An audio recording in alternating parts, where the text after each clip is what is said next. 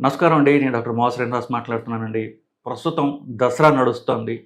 దసరా ఈసారి 10 రోజులు వచ్చినట్టుంది. మనము మన ఆచార వ్యవహారాల్ని, పండగల్ని వీటన్నిటిని కూడా మనం ఆరోగ్యానికి ఏది మంచిదో దాని ద్వారా మనం మోడిఫై చేసుకోవచ్చు. ఇది అన్ని మతాల్లోనూ ఉన్నది. హిందూయిజంలో ఉంది. దసరా ఉపవాసాలు 10 రోజులు ఉపవాసాలు చేస్తారు. ఇస్లాం మతంలో నెల రోజులు చేస్తారు.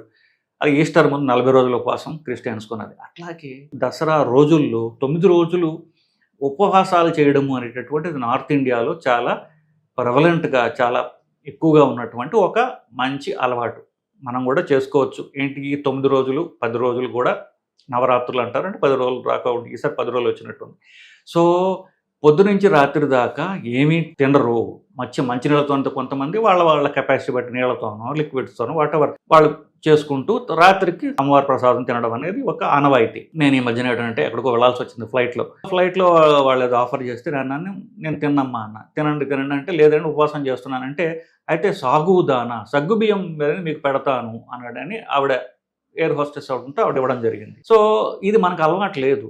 నార్త్‌లో, గుజరాత్‌లో ఈ సగ్గుబియ్యం అంటే ఉపవాసం చేస్తుంటే సగ్గుబియ్యం తినడం అనేటటువంటిది వాళ్ళకి ఒక అలవాటు వాళ్ళకి.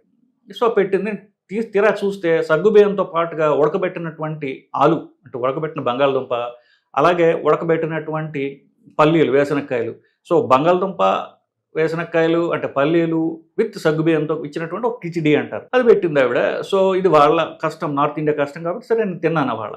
తర్వాత దాని గురించి ఏమిటి సగ్గుబియ్యంలో ఏముంటుంది చదవడం మొదలుపెట్టా. ఇప్పుడు దాని గురించి డిస్కస్ చేద్దాం. అంటే ఉపవాసంలో ఏమి తినాలి? ఉపవాసం క్యాలరీస్ తగ్గించుకోవడానికి కదా! సో క్యాలరీస్ తక్కువ ఉండే ఏమి తిండ్లు మనం తినవచ్చు. ఇది దసరా ఉపవాసాలకే కాదు, ఏ ఉపవాసానికైనా కూడా మనకి పనికి వచ్చేదిగా ఉంటుందని ఈ వీడియో చేస్తున్నాను నేను. ఇకపోతే మనం మొదటగా మొదలుపెట్టినటువంటి సగ్గుబియ్యం గురించి మాట్లాడదాం. అది బెస్ట్ ఎలా తెలుస్తుంది? అంతకుముందు కొన్ని వీడియోస్ చేశాను. మీకు అందరికీ సుపరిచితమైనటువంటి కంటిన్యూస్ గ్లూకోజ్ మానిటరింగ్ అనేటటువంటి ఒక ప్యాచ్ ఉంటుంది. ఆ ప్యాచ్‌ని చెయ్యి వెనకాల భాగంలో అంటిస్తారు. అలాగా అంటించినట్లయితే కంటిన్యూస్‌గా మీ రక్తంలో షుగర్ ఎంత ఉంది అని మానిటర్ చేస్తూ ఉంటుంది అది. మీకు ఫోన్‌లో యాప్ ఇస్తారు. ఎన్నిసార్లు కావాలంటే అన్నిసార్లు అది 2 వారాలు ఉంటుంది చేతి మీద. మీరు దాన్ని చూసుకోవచ్చు. సో కంటిన్యూస్ గ్లూకోజ్ మానిటరింగ్ ద్వారా మన షుగర్ ఎంత పెరిగింది, ఏమి తింటే ఎంత పెరిగింది అనేటటువంటిది మనం చూసుకోవచ్చు. ఇది అంతకుముందు నేను ఒక 3, 4 వీడియోలు చేయడం కూడా జరిగింది దీని మీద.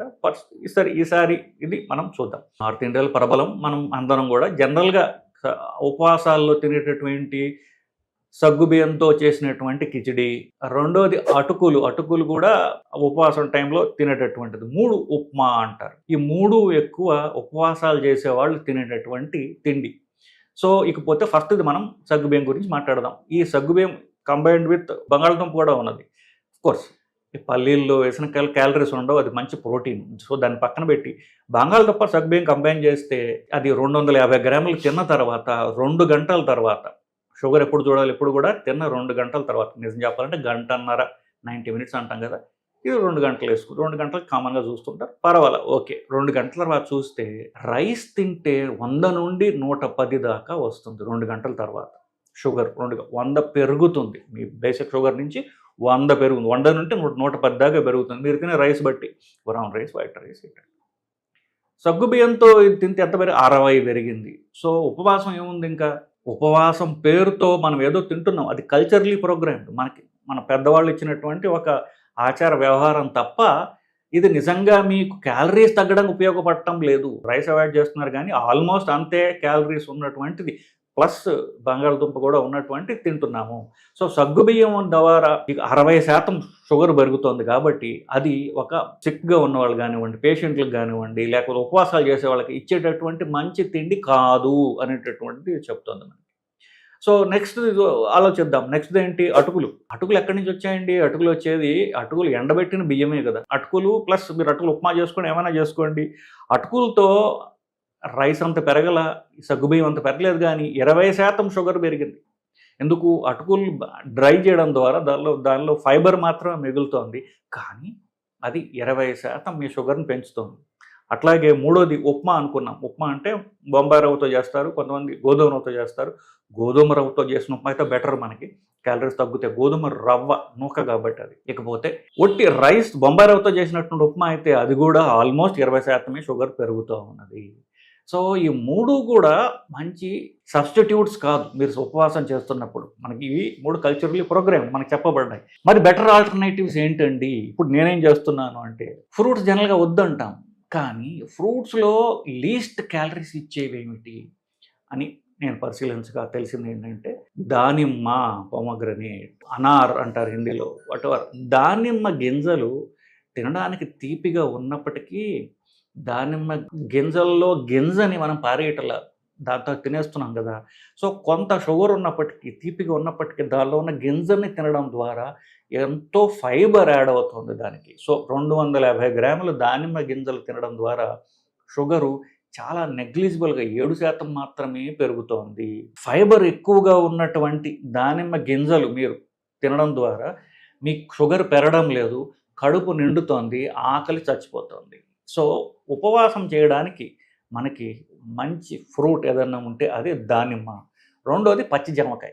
సో దానిమ్మ కంటే ఆల్మోస్ట్ అదే రేంజ్‌లో ఉన్నటువంటి ఫైబరు ఇచ్చి కడుపులో నిండుగా ఉండేట్టుగా చేసి క్యాలరీస్ తక్కువ ఇచ్చేటటువంటి రెండవ పండు కాయ ఏదైతే ఉందో అది అంతగా పండనటువంటి జామకాయ, కొంచెం దోరగా ఉన్నటువంటి జామకాయ.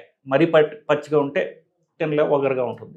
సో దోరగా ఉన్నటువంటి జామకాయలు ఇప్పుడు పెద్ద పెద్ద సైజులో వస్తున్నాయి. నేను ఆల్టర్నేటివ్స్ చేస్తున్నాను. ఒకరోజు దానిమ్మ, ఇంకొక రోజు జామకాయ. ఇలా ఇలా తినడం ద్వారా మీకు కడుపు ఫుల్గా ఉంటుంది నాకు, ప్లస్ ఆకలి వేయడంలే. సాయంత్రం దాకా ఏమీ ప్రాబ్లం లేదు. ఇంత 4కి 5కు కాఫీ టీయో తాగొచ్చు, మీరు పెద్ద గ్లాస్ తాగొచ్చు. సో ఉపవాసం, పండగల ఉపవాసం అయితే ఇంకా మంచిది. పుణ్యం పురుషార్థం 2 కలిసి వస్తాయి మనకి. సో నేను చివరిగా చెప్పొచ్చేది ఏంటంటే ఉపవాసం చేసేటప్పుడు పండగలకు కానివ్వండి, రొటీన్గా కానివ్వండి, దానిమ్మ గింజలు బెస్ట్, జామకాయ నెక్స్ట్, మిగతా పళ్ళు అవాయిడ్ చేయండి. లిస్ట్ పెద్దగా ఉంది. సో ఈ 2 బెస్ట్ కాబట్టి అదొక రోజు ఇదొక రోజు నేను తింటున్నా, మీరు అలా కూడా చేసుకోవచ్చు కాక. ఇది ఈ వీడియో సారాంశం. చివరిగా ఒక పాయింట్ మీకు చెప్పి ఈ వీడియో ముగిస్తాను నేను. అది దాని మీద ఫుల్ వీడియో చేద్దాం. బట్ ఈ వీడియో చూసే వాళ్ళకి ఒక మంచి హెల్త్ టిప్ ఏంటంటే, నేను బరువు పెరుగుతున్నానండి, ఏమి చేసినా బరువు తగ్గడం లేదు, సో నాకు ఇంజక్షన్లు ఇవ్వండి, ట్యాబ్లెట్లు ఇవ్వండి, ఇలా చాలామంది వస్తుంటారు. ఏమి చేసినా బరువు తగ్గని వాళ్ళకి నేను అది నా ఎక్స్పీరియన్స్ ప్రకారం చెప్తున్నా, వరుసబెట్టి 2 రోజులు కానీ మీరు ఎంతసేపు ఉండగలిగితే అంతసేపు. ఆఫ్కోర్స్ ఇది మనం మెల్లగా పెంచుకుంటూ ట్రైన్ చేసుకోవచ్చు. కనీసం 2 రోజులు కనుక మీరు ఉపవాసం చేసినట్లయితే మీ బాడీలో ఉన్న ఆ రెసిస్టెన్స్ బ్రేక్ అవుతుంది. సో 2 రోజులు ఉపవాసం చేయడం ఎట్లా? దానిమ్మ, జామకాయ, మజ్జిగ, పాలు, కాఫీ, వీటి ద్వారా 2 రోజులు మీరు ఉండగలిగితే ఆ వెయిట్ తగ్గదని చెప్తున్నారు కదా, అది బ్రేక్ చేస్తాం మనం. ఇది బ్రహ్మాస్త్రం లాంటిది. దీని గురించి మళ్ళీ ఇంకో వీడియో చేద్దాం. బట్ ఈ వీడియోకి ఇది చివరిలాగా వచ్చినటువంటి ఒక సందేశం అనుకోండి. నమస్కారం.